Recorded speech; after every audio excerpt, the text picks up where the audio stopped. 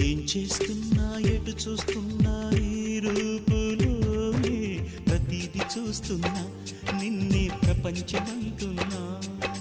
మమతలు చిందిన మధువుల విందుకు అతిథులుగా ఆహ్వానిద్దాం ఆరారు కాలాలని.